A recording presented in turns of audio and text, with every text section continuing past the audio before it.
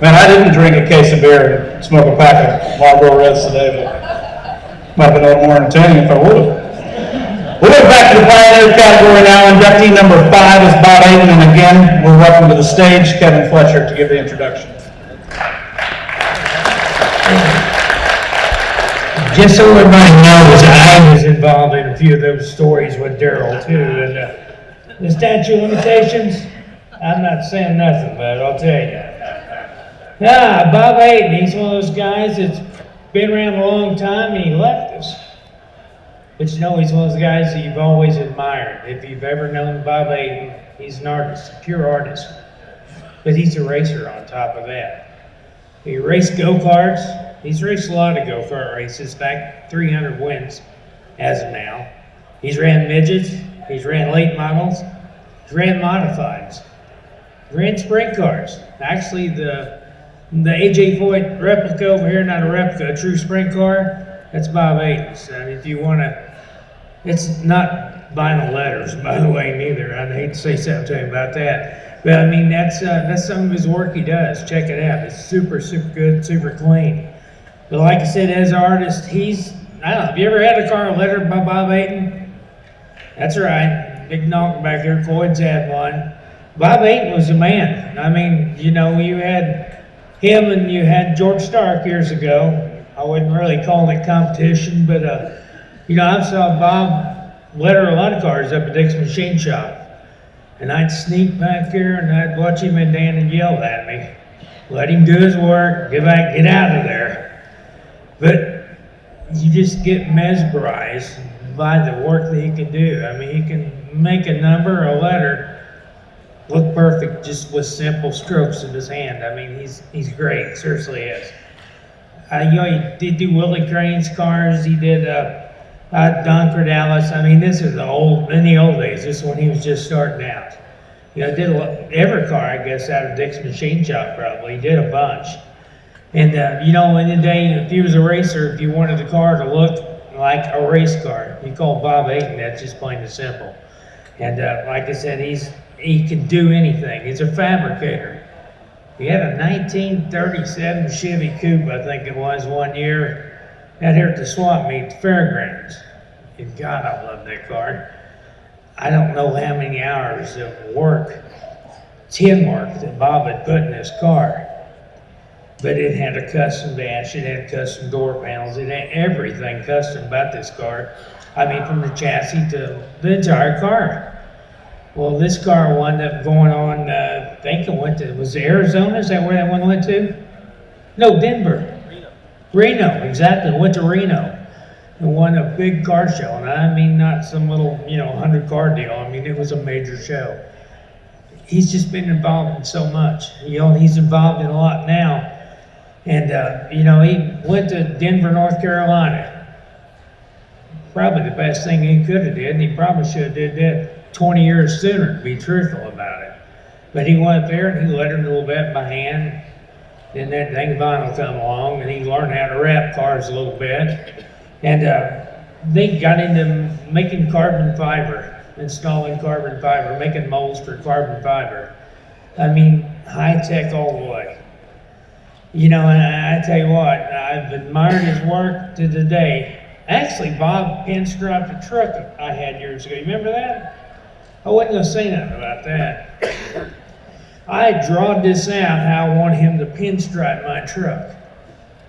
Man, I love my truck. I went and picked it up and it wasn't nothing like what I'd drawn out. You can't tell an artist. Yeah, you don't tell an artist what to do. That's exactly right. And on top of it, there were these little bitty white dots that he had airbrushed onto the pinstripes. And so I'm staring at it and staring at it, and he said, "What do you think?" And I said, "Oh, it's all right. I like it. I really do." Well, he knew I wasn't too fond of the truck, and he said, "If you don't like it, don't owe me." I said, "That's not the deal." I said, "You did your work, I'll pay you." And so I paid him, and so I met my wife. I met her someplace that night after that. I'm in the truck, and she's looking at the truck. So what the hell is that? It's got dots all over it. So Bob did it. I said, "I don't know what to do." And she goes, "Take it back and take the dots off."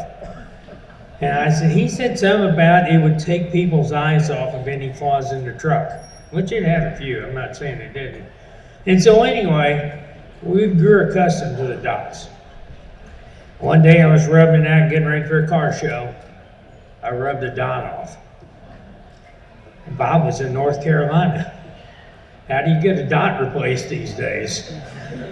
And so my wife come home and she looked at it and she, what's up with the truck? And I said, what do you mean? It's missing a dot. Yeah, you like it?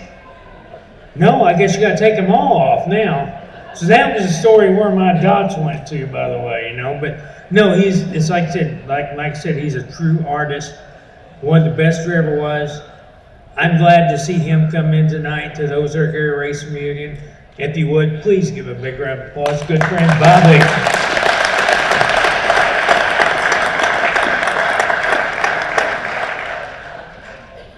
Just before I came up here on stage, my girlfriend asked me, she said, are you at all nervous about speaking tonight? And I said, I don't know, why would you ask such a question? She says, well, you're in the women's restroom in the stall next to me peeing.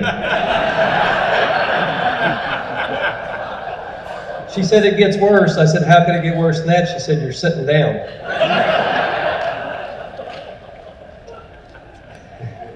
I was supposed to have Harry Lightfoot tonight. When Rick Sharp called me and told me about this, he said, you know, you have to have somebody introduce you. And I said, in a millisecond, I thought of Harry Lightfoot. I admire him so much. All the things he's done, he's the master of history, and I hate it that he didn't get to call me. He called me this afternoon and he goes, man, I'm sick. He said, I'm not going to stand up there with a rag and blowing snot in front of everybody. So Kevin filled in. Thank you very much, Kevin.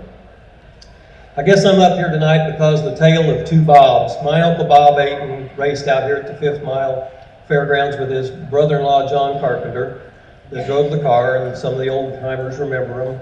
So he got my mom and dad and my sister and I addicted to auto racing. We spent every Friday night out here all through the 60s, and they couldn't throw a green flag if we weren't in the grandstands. After my uncle quit, they quit racing, Mom and Dad was socializing with Bob Davis of Bob and Frankie Davis. One day they were at my mom and Dad's house. I was 15 years old, and I had a whole collection of model cars I'd painted and lettered and made, you know, all these crazy model cars. So I got the idea at 15 years old to pick them cars up and take them into the living room and lay them down in Bob Davis's lap. And I said, would you mind if I lettered your car that you're building? And that was 1969. And I had him on the spot in front of Mom and Dad. What was he going to say, right?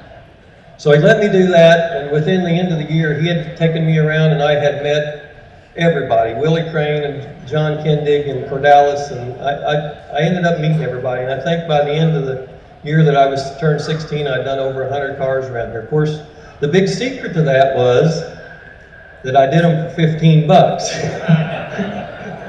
And if you knew George Stark, he chewed me out one day. He says, young man, we've got to keep the price up so we can make some money doing this. I know everybody always say they're honored to be up here. And my honor tonight, honestly, is I'm being inducted with the people that I am. So many friends. I'll start with Schrader. I was so honored that he went off and made the sacrifice to go race in Winston Cup so I could get his USAC midget ride. I've always appreciated that. I always wanted to outrun Schrader when I raced against him. And one night we were in Missouri, Farmington at a UMP race.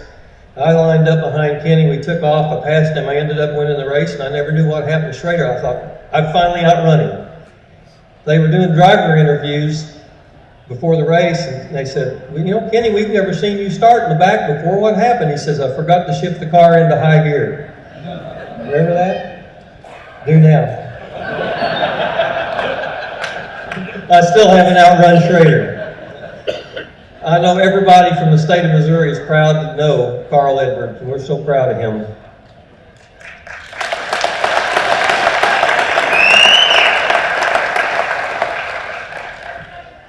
I still laugh when I think about Carl running up to the 22 pit box, and I can hear the crew chief on hit them. Holy crap, here comes Carl. Everybody put your helmets on. Grab me a jack handle, hurry up. It turned out different, but I'm very proud to know him. Chris Davis. Chris and I did something one time that I never want to try again. He and I built a truck and a trailer. Of course, we had other helpers, and they're here. We built a truck and a trailer in 2.5 months from the ground up and refurbished the race car and went to Florida and raced for 21 out of 23 days. That's the hardest I've ever worked in my life, and that's a memory that we'll have forever. The Williams family, I mean, I appreciate them mentioning me a while ago, but that was a good time going to Dick's Machine Shop, because JW and Beverly were so great people, and Beverly always had baby food jars for me to pour some paint in so she could touch the cars up. But I always loved the Williams family. Here's the drink.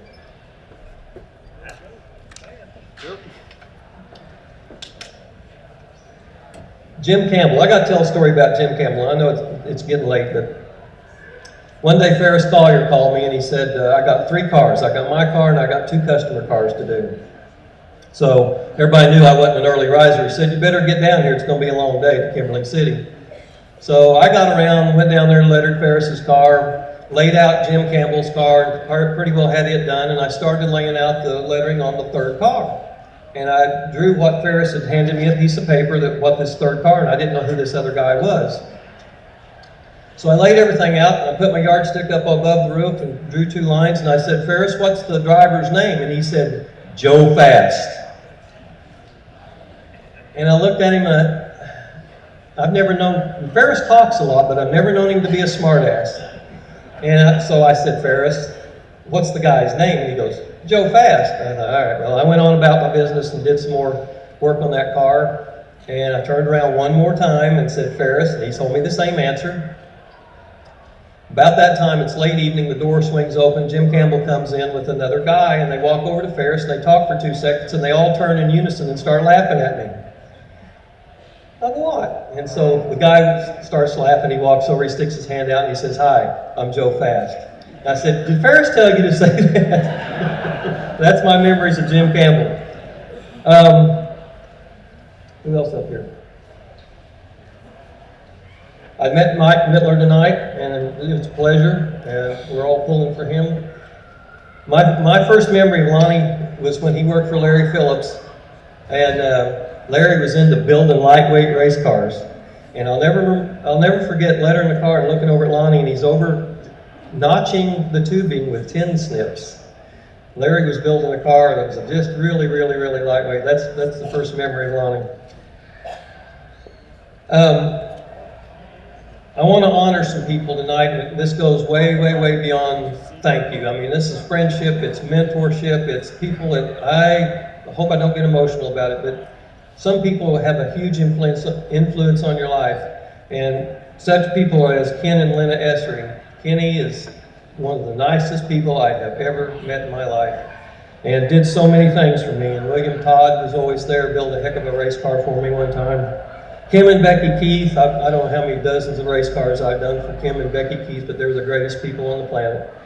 Bill Fry has been such a good friend to me, and we talk all the time and laugh about some of the crazy things that happened at the racetrack. I could tell you 100 Rex Merritt stories, but everybody's already gone into that. But they're funny.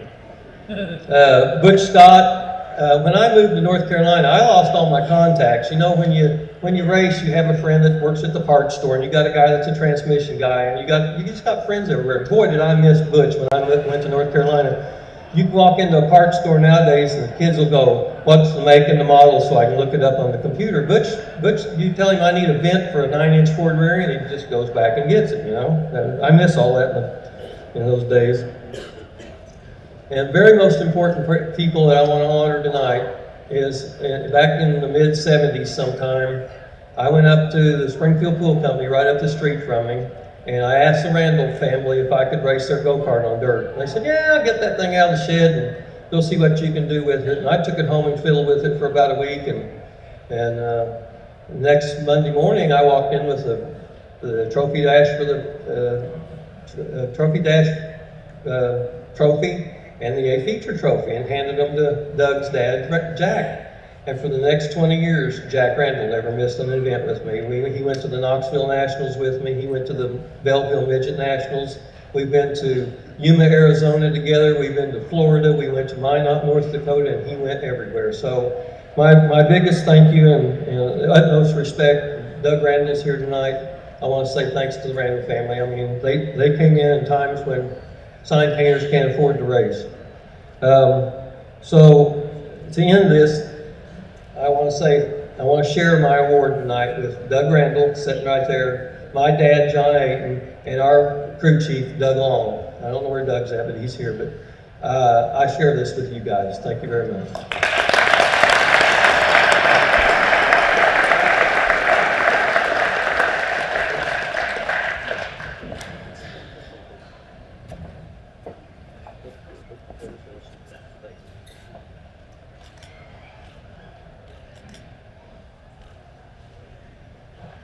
Thank you, guys.